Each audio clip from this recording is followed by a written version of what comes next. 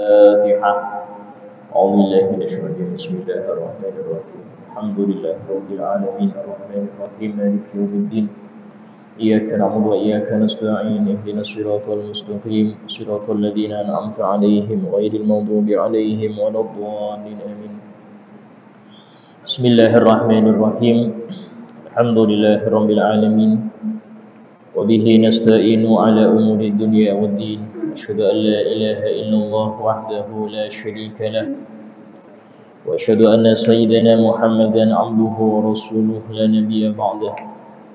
اللهم صل وسلم وبارك وكرم وعظم ومجد على حبيبنا وشفيئنا وقرة أعيننا محمد وعلى آله وصحبه أجمعين. سبحانك لا علم لنا إلا ما علمتنا إنك أنت العليم الحكيم. رب اشرح لي صدري ويسر لي أمري واحلل عقدة من لساني يفقهوا قولي بجاه النبي وآله. قال الله تعالى وقل رب زدني علما. وقال رسول الله صلى الله عليه وسلم talabul ilmi fariidatun ala kulli muslim. Alhamdulillah, segala puji bagi Allah Subhanahu wa taala yang senantiasa memberikan kepada kita nikmat-nikmatnya, khususnya nikmat iman, nikmat Islam, nikmat hidayah dan taufik, sehingga kita digerakkan oleh Allah dan dimudahkan untuk melangkah ke tempat yang mulia ini dalam rangka tafaqquh fid din. Dan termasuk daripada syarat langgengnya suatu nikmat adalah disyukuri. Jadi seseorang kalau ingin nikmat yang ada padanya itu tidak tercabut, langgeng terus, maka hendaknya dia syukuri.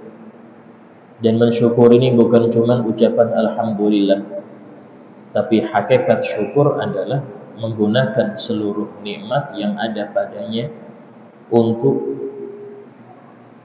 beribadah kepada Allah Ta'ala, baik itu penglihatannya, pendengarannya, kesehatannya, umurnya, ilmunya, hartanya, waktu luangnya, itu semua dia gunakan untuk mendekatkan diri kepada Allah. Itu adalah hakikat syukur, yang mana Allah berfirman, la in syakartum la azidannakum. Sungguh jika kalian gunakan nikmat itu untuk bertaat kepadaku, aku akan tambahkan nikmat untuk kalian. Itu arti secara lebarnya. Wala in kafartum, tapi kalau kalian mengkufurinya, itu menggunakan nikmat itu untuk bermaksiat atau tidak menggunakannya untuk berbuat taat, malah bikin lalai dari Allah, inna adzabi lasyadid, maka sungguh azabku ini sangat pedih. Sehingga nikmat itu nanti akan ada tanggung jawabnya di sisi Allah. Karena itulah diantara niat-niat sholihin ketika hadir majelis-majelis yang seperti ini adalah syukur nikmat. Syukur nikmat waktu luang, syukur nikmat sehat, syukur nikmat kemampuan untuk Anda hadir di majelis ilmu, syukur, sehingga Allah tambahkan nikmat itu. Alhamdulillah, masih kita dalam bab tentang hukum hibah hibah atau pemberian. Yang kemarin telah kita bahas bahwasanya hibah itu dibolehkan ya, tanpa ada syarat-syarat yang berat. Artinya di sini beda hibah dengan zakat, beda hibah dengan nafkah ya. Artinya pemberian seseorang kepada orang lain itu ada pembagian. Ada kalanya pemberian itu wajib, kayak zakat itu wajib. Dan itulah orang zakat gak dibilang dermawan, karena itu kewajiban dia. Beda kalau sodakoh sunnah. Orang yang sodakoh maka dia termasuk seseorang yang dermawan ya. Sehingga dalam hal ini hibah itu secara hukum asalnya adalah sunnah.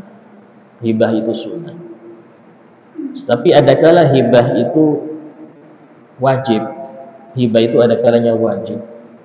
Itu ketika ada seseorang yang sangat butuh sampai ke batas darurat, maka kita wajib memberikan, contoh kehausan, hampir meninggal, maka wajib kita memberikan kepada dia air.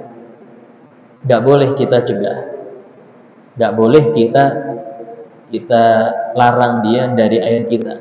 Hukumnya wajib, hibahnya itu wajib. Ada orang naudzubillah telanjang, kita punya pakaian lebih, wajib kita beri tanpa dia meminta. Dari sinilah wajib memberi pakaian orang gila yang dia ini dalam berjalan terbuka auratnya. Lu dia nggak minta, Ustaz, nggak usah nunggu minta, Pak. Sekarang mungkin dia gila, apakah Anda gila juga? Nah, itu. Kalau kita waras, tutupin auratnya. Kenapa? Karena dalam hal ini memang dia nggak dosa. Orang gila nggak ada dosa, tapi orang sekitar yang nggak perhatian, dia yang dapat dosa. Anak kecil, ya belum balik, telanjang, lari-lari, nggak dosa. Tapi yang melihat dosa, yang membiarkan dia seperti itu dosa. Dari sini beda antara tidak dosanya anak kecil dengan orang yang sekitar. Kenapa? Karena nanti ranahnya itu adalah ranah nahi mungkar, amar ma'ruf nahi mungkar. Itu wajib. Lihat anak main gaplek di masjid, main kartu di masjid, pasti mau ditegur, jangan Ustaz, masih kecil, biarkan aja, tidak apa-apa, masih kecil, belum dosa. Iya, Anda yang dewasa dosa karena membiarkan kemungkaran terjadi di masjid. Ini harus kita tahu bahwasanya tidak setiap perbuatan orang yang gak ada dosa itu terus dibiarkan. Karena itulah orang kafir yang minum khamr di tempat umum wajib dicegah, wajib dilarang. Kalau dia minumnya di rumah sendiri silahkan, dia urusan dia. Tapi ketika dia di tempat umum wajib kita cegah. Kenapa? Karena ini ranah nahi mungkar. Ini yang harus, kalau kita melabrak rumah orang yang dia di dalamnya maksiat, kita yang dosa, karena itu bukan ranah kita. Ya. Atau kita ngintip ke rumah orang yang maksiat, dosa yang ngintip. Kenapa? Karena bukan ranah kita di situ. Ranah kita ketika dia menampakkan dan kita lihat secara langsung. Nah, disitulah man ra'a minkum munkaron, barang siapa yang dari kalian melihat kemungkaran. Melihat di tempat umum. Kalau kita ngorek-ngorek dia, masang CCTV sumpama, nggak boleh, haram. Namanya tajassus. Tajassus atau memata-matai dosa. Allah berfirman, wala tajassasu. Janganlah kalian memata-matai orang lain, mencari-cari kesalahan orang lain, nggak boleh. Tapi kalau kelihatan depan mata kita di tempat yang umum, maka di sini wajib bagi yang melihatnya untuk mencegahnya. Nah, sehingga kemudian dalam hal ini untuk pembagian hibah, ya, itu kemarin telah kita bahas, ada sedekah, ada hadiah. Sedekah dan hadiah dua hal yang sama-sama sunnah. Tapi bedanya kalau hadiah itu dari bawahan ke atasan, ada kesan tawadhu bagi yang memberi. Jadi tidak berkesan dia itu tangan di atas, tidak. Hadiah itu lebih kepada seseorang yang mengharap pemberiannya itu diterima. Beda kalau sedekah itu dari atasan ke bawahan, sehingga identik dengan tangan di atas lebih mulia dari tangan di bawah. Karena itulah Nabi kita Muhammad SAW tidak mau menerima sedekah. Beliau tidak mau menerima sedekah, ya. Dan gak mau nerima zakat. Zakat itu untuk Nabi dan keluarganya tidak halal. Ya. Kalau hadiah, Nabi menerima. Hingga di antara sifat-sifat Nabi Muhammad SAW dalam kitab-kitab samawi, kitab-kitab yang sebelum Al-Quran, wa kana yaqbalul hadiyah, beliau itu nerima hadiah, wala yaqbalu shadaqah, tapi nggak nerima sedekah. Artinya di sini nggak nerima itu tidak digunakan.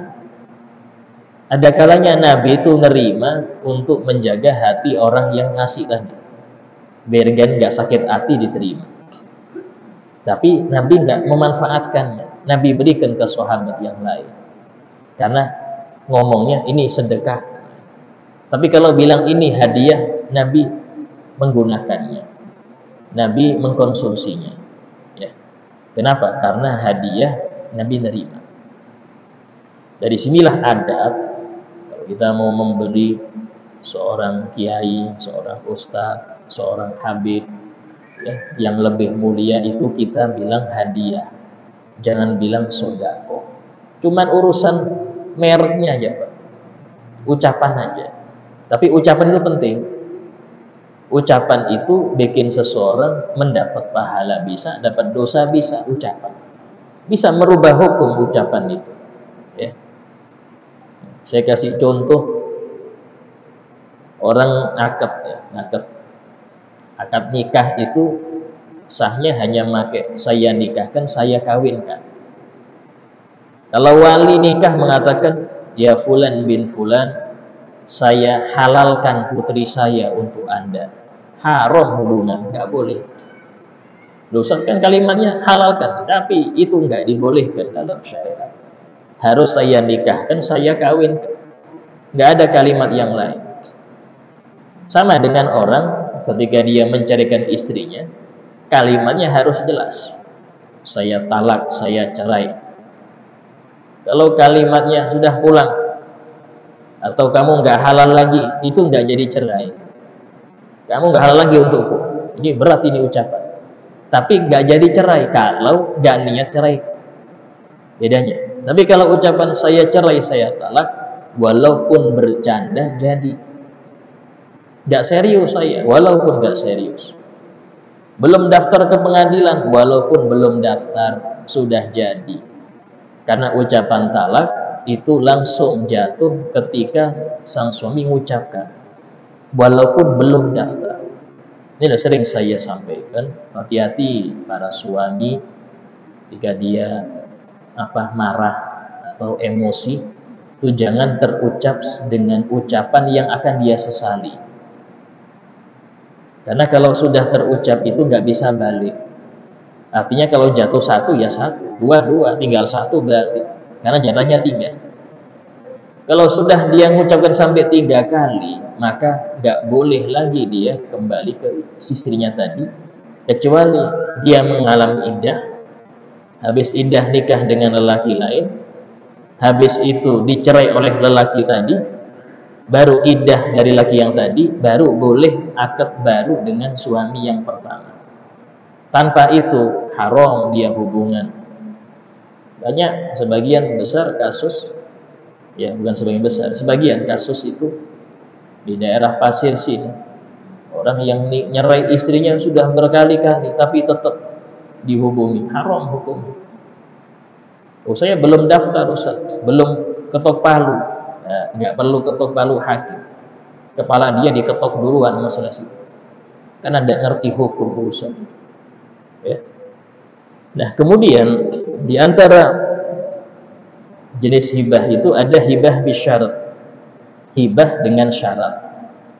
Ini saya kasih ya kalau kamu juara saya kasih ya. Nah, itu hibah bisyarat ini hukumnya boleh.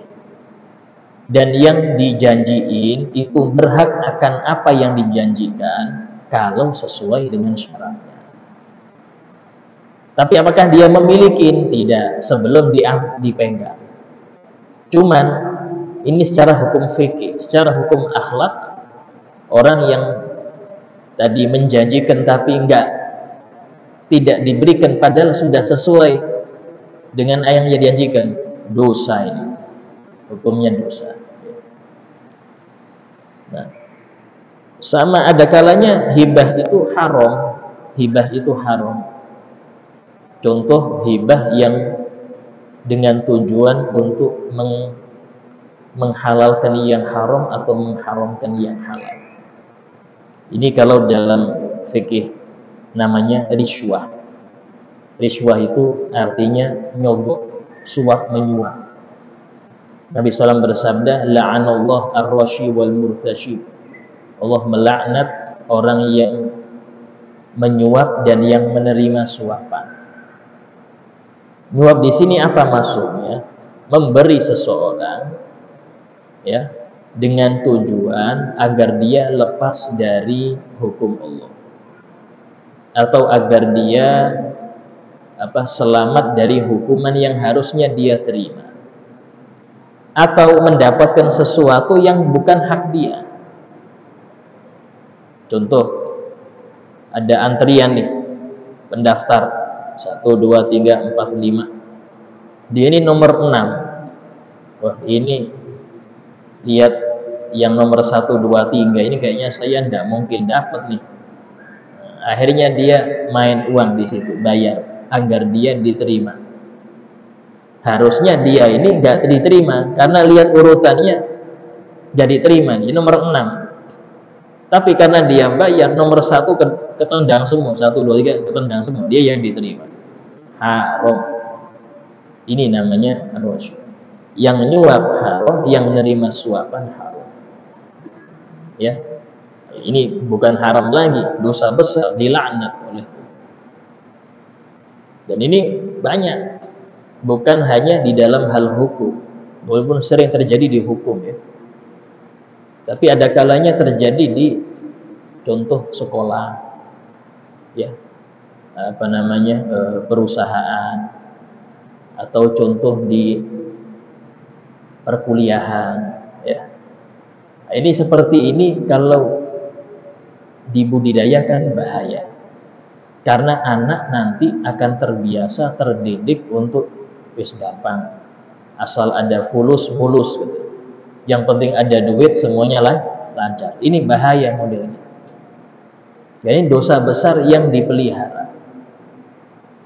Terus kalau dia dapat gaji dari hasil gitu kayak apa? Ini gajinya nggak halal murni. Saya nggak bilang haram murni, tapi nggak halal murni karena dia kerja. Cuman dapatnya dia itu nggak sempurna halal. Ya. Ada kalanya yang nyuap nggak dosa, tapi yang nerima suapan dosa. Yang nyuap nggak dosa, yang nerima suapan dosa. Contoh, seseorang yang dia pengen ngambil haknya, tapi dipersulit. Ini hak saya ini, tapi saya dipersulit, Ustaz. Kalau nggak bayar, nggak keluar itu hak saya. Hukumnya silahkan Anda bayar, nggak apa-apa. Anda nggak dosa, yang nerima dosa. Contoh, ada seorang memang tugasnya dia ngurusin itu, tugasnya memang dia digaji karena ngurusin itu, ngurusin dia mungkin hal-hal yang mungkin dokumen ke apa, tapi diperlambat, lama dia. Ini kalau nggak dikasih pelicin nggak lancar. Maka karena ini hak Anda, tapi diperlambat, Anda bayar. Sehingga ya sudah diurus sama dia. Padahal dia sudah digaji loh. Tapi dia nyari ceperan dari situ. Yang menyerahkan duit nggak dosa, karena dia mau ngambil haknya. Ini hak saya, harusnya diurus. Ya. Yang nerima dosa, ya, yang nerima dosa. Tapi ada kalanya ini ngurusnya agak repot, perlu sana perlu sini macam-macam, dan Anda nggak mau ribet. Ini berapa sih biasanya normalnya kalau 300 umpama. Tapi kalau Anda nggak mau capek, ada orang yang bisa disuruh untuk keliling-keliling muter-muter, tapi bayarnya 800 umpama. Maka tidak masalah itu, karena itu masuk pada ijarah, ongkos jasa dia muter, jasa ngantri, ya, jasa berjam-jam ini tidak apa-apa. Ya, bayar lebih itu bukan karena nyuapnya, bukan suap, tapi itu ongkos capek dia. Beda ya, harus kita teliti. Karena ini Kalau yang normal 300 umpama, itu capek dia, bisa dari pagi sampai sore baru kelar. Tapi dia, saya mau bayari orang aja, tolong ini diuruskan, saya tambahin jadi 800. Tidak masalah, karena itu namanya akadnya akad ijarah jasa. Beda halnya kalau nggak ada capeknya, cuman dipersulit, sehingga kalau nggak bayar nggak keluar-keluar. Nah ini baru namanya riswah, tapi yang dosa yang nerima, yang nyetor nggak dosa, karena hak dia. Contoh seumpama dia ya, ini contoh sekolah nih. Menurut syarat-syarat dia ini keterima. Menurut syarat-syarat, secara syarat-syaratnya, mulai nilai, mulai mungkin tinggi badan, tuh sesuai, syaratnya pas. Tapi dipersulit untuk masuk situ. Bahkan ada selentingan akan ditolak. Maka hanya ini apa, ini hak saya, anak saya ini bisa masuk sini, kenapa dipersulit? Oh maaf Pak, macam-macam gini. Hanya dia bayar, sudah berapa sih bayarnya? Saya bayar. Maka dia bayar, baru dia masuk. Hukumnya nggak apa-apa yang bayar ini, karena dia haknya, syaratnya sesuai. Ya, dia memang pantas mendapatkan itu, tapi dipersulit, sehingga dia bayar baru diterima, baru gampang. Yang bayar nggak dosa, yang nerima dosa. Yang nerima itu makan haram. Kenapa? Dia ngambil haknya. Beda kalau secara syarat dia tidak memenuhi syarat, nilai anjlok, sumpah attitude nggak baik, cuman orang tuanya pengen betul dia masuk ke situ. Sudah berapa sih saya bayar, yang penting anak saya masuk. Haram dua-duanya. Yang bayar haram, yang nerima haram juga, karena masuk riswah. Hati-hati, nggak berkah model gini, ya, nggak berkah gitu, nggak berkah.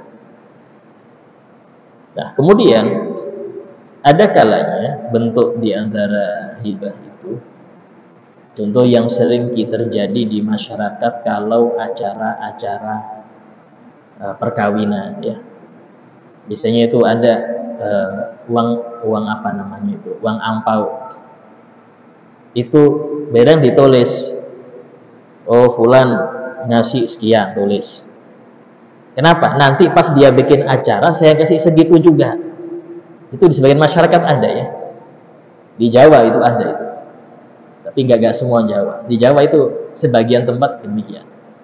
Jadi kalau ada fulan acara, nanti dia semua orang bantu sebagian besar. Ini dilihat, oh fulan bantu 100.000, tulis 100.000. Oh fulan 50.000, fulan gini.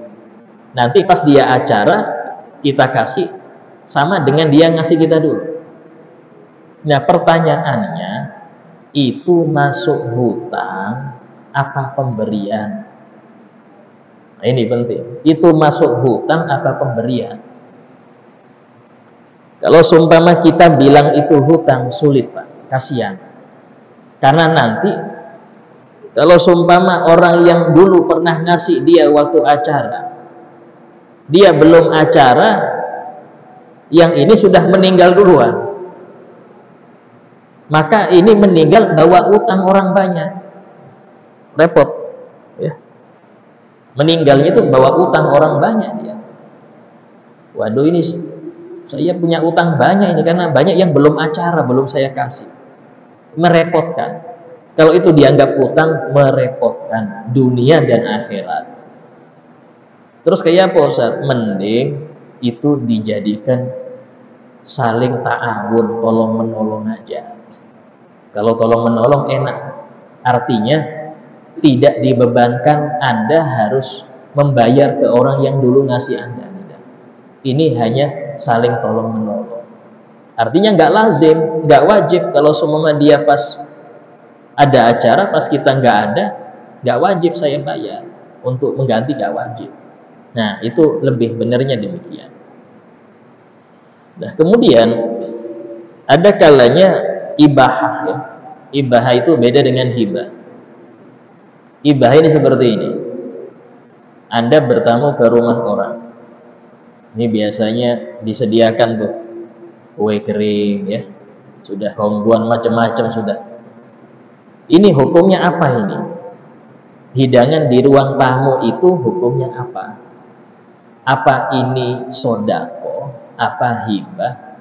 Hibah apa ibahat itu? Al-Mu'tamad hukumnya ibahat. Sama seperti Anda prasmanan, hukumnya ibah. Ibah itu apa? Selama Anda di ruang tamu, silahkan makan sepuasnya. Bahkan sampai habis satu toples nggak apa-apa. Tapi borong bawa pulang nggak boleh. Jadi kan sudah halal untuk saya kenyang. Tapi saya bawa kresek nih, haram, nggak boleh. Karena itu akadnya ibahah. Artinya selama Anda di ruang tamu silahkan. Tapi kalau Anda bawa di kantongan, haram. Sama dengan prasmanan, silahkan Anda ngambil, tapi makan sekali. Jangan bawa kresek. Ini haram karena akadnya bukan akad hibah. Yang di prasmanan itu akad ibahah. Ibahah ini dibolehkan, dimubahkan untuk Anda selama di situ. Selama di situ silahkan. Kalau tambah Ustaz, nah ini beda-beda kalau tambah ini ya. Ya mungkin ada yang mengatakan sudah apa-apa tambah. Tapi tadi yang perlu diperhatikan, jangan sampai mubadir. Mubadir ini termasuk pekerjaan syaitan. Allah berfirman, innal mubadzirina kanu ikhwana syayatin. Sesungguhnya orang-orang yang mubadir berlebihan, mereka adalah saudara-saudaranya syaitan. Itulah saya cocok kalau acara-acara di Kalimantan khususnya.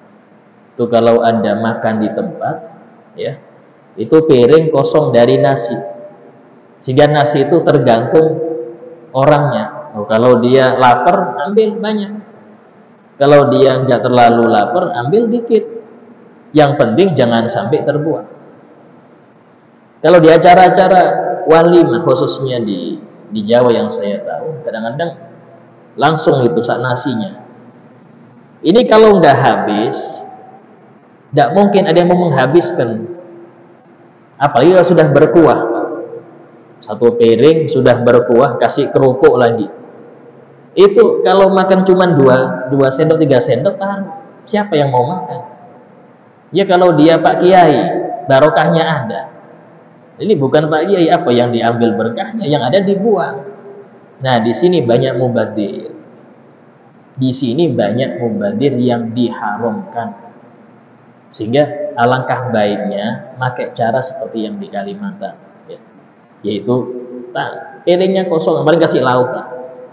Nanti baru tergantung selera orang yang makan. Kalau dia nggak terlalu lapar, ambil sedikit, sehingga selesai habis tanpa ada tabdir, tanpa ada mubadir.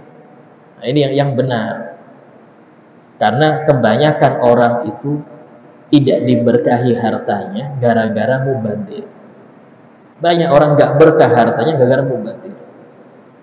Di saat banyak muslimin yang kekurangan makan, sampai mereka itu ada kalanya nasi yang sudah keras itu direndam air lagi, dimasak lagi. Kita buang-buang nasi, sampai-sampai termasuk makruh ya. Ada beberapa sisa nasi di makanan itu makruh. Bahkan Nabi SAW bersabda, man akala masaqata minat ta'am burika lahu fi ahlihi wa auladihi. Barang siapa yang memakan yang jatuh dari makanan. Ya, piringnya kan ada orang-orang yang di sebelah piring di bawah itu jatuh, asal bersih ya, kayak di sufroh biasanya atau di meja. Dia ambilin tuh, dia makan lagi. Itu sama kata Rasul, ufiya lahu fi ahli fi nafsi wa fi auladi, akan diberi oleh Allah afiyah, selamatan dohir batin untuk dia dan anak-anaknya. Bahkan Nabi SAW itu seringkali ya'laku as-sabi'ah. Apa? Ya'laku ini menjilat ya, jari-jarinya, kalau sisa diambil. Orang sekarang mengatakan, wah nggak jijik lah, ini amal Nabi, sunnah yang sekarang terlupakan.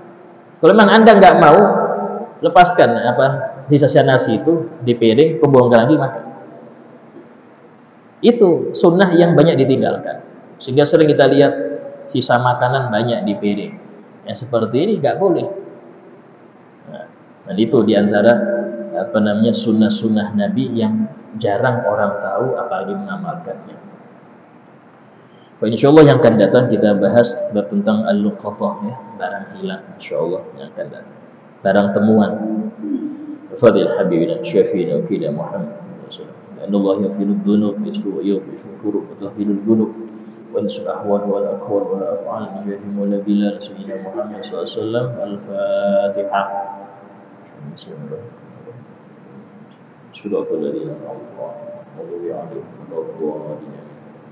Bismillahirrahmanirrahim. Alhamdulillahirabbil alamin. Allahumma shalli wa sallim ala sayyidina Muhammad wa ala alihi wa sahbihi ajma'in. ربنا انفعنا بما علمتنا رب علمنا الذي ينفعنا رب فقهنا وفقه أهلنا وقراباتنا في ديننا رب وفقنا وفقهم لما ترتضي قولا وفعلا كرما ورزق الكل حلالا دائما وأخل أدي علماء نهضى بالخير ونفع كل شر ربنا واصلح لنا كل شؤون وفي رب الرضا منك العيون وقضي عنا ربنا كل الديون قبل أن تأتينا رسل الملون ربنا آتنا في الدنيا حسنة وفي الآخرة حسنة وقنا عذاب النار وصلى الله على سيدنا محمد وعلى آله وصحبه وسلم والحمد لله رب العالمين. السلام عليكم ورحمة الله وبركاته.